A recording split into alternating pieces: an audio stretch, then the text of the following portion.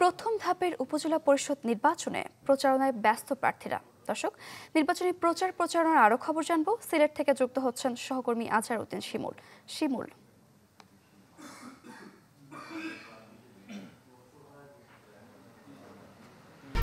1, 2, 3 ঢাকায় জমি জিতে নিন 100% ক্যাশব্যাক সহ 20 কোটি টাকার পুরস্কার।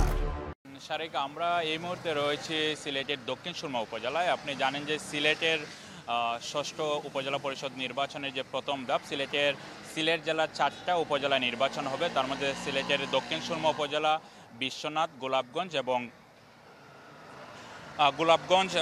এবং সিলেট সদর, এই 4টায় নির্বাচন অনুষ্ঠিত হবে। আমরা এখন যে এলাকায় আছি, এই এলাকায় আসলে আমরা সকাল থেকে অবস্থান করছি। এলাকার মানুষজন বা ভোটার যারা রয়েছে তাদের সাথে আমরা কথা বলেছি এবং বেশ কয়েকজন প্রার্থীকে আমরা ফোন দিয়েছিলাম। তারা আসলে এখন পর্যন্ত নির্বাচনী প্রচারণায় তারা বের হননি। তারা আসলে বলছেন যে প্রচণ্ড গরমের কারণে এবং যেহেতু এখন ধান কাটার মৌসুম, যারা ভোটার রয়েছেন এখানে অনেক ভোটাররা কিন্তু প্রান্তিক পর্যায়ের কৃষক, তারা কিন্তু ধান কাটায় ব্যস্ত। সেই কারণে আসলে তারা দিনে প্রচারণা সেইভাবে চালাচ্ছেন না। তারা প্রচারণা চালাচ্ছেন একটু সন্ধ্যার দিকে বা বিকালের দিকে, যার কারণে আসলে এখন কোথাও আসলে প্রচারণা সেভাবে লক্ষ্য করা যাচ্ছে না।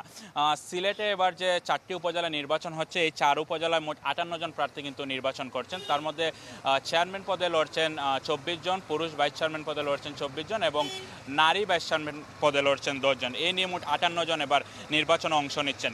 তবে সারা দেশেই কিন্তু আপনি জানেন যে বিএনপি জামাত নির্বাচনে অংশ নিচ্ছে না, কিন্তু সিলেটে ব্যতিক্রম। সিলেটের বিশ্বনাথ উপজেলায় কিন্তু বিএনপি সমর্থিত 60 জন নির্বাচন করছেন। তার মধ্যে 4 জন চেয়ারম্যান পদে, 2 জন ভাইস চেয়ারম্যান এবং 1 জন নারী ভাইস চেয়ারম্যান পদে নির্বাচন করছেন। তবে আমরা সিলেট জেলা বিএনপির সাথে কথা বলেছি, তারা বলেছেন যারা নির্বাচনে অংশ নেবেন তাদের ব্যাপারে দলীয়ভাবে ব্যবস্থা নেওয়া হবে। তো সারিকা, এই ছিল সিলেট থেকে নির্বাচনী প্রচারণা সবশেষ আমার কাছে। শিমুল, ধন্যবাদ আপনাকে। দর্শক, সিলেট থেকে নির্বাচনী প্রচারণার খবর জানছিলাম।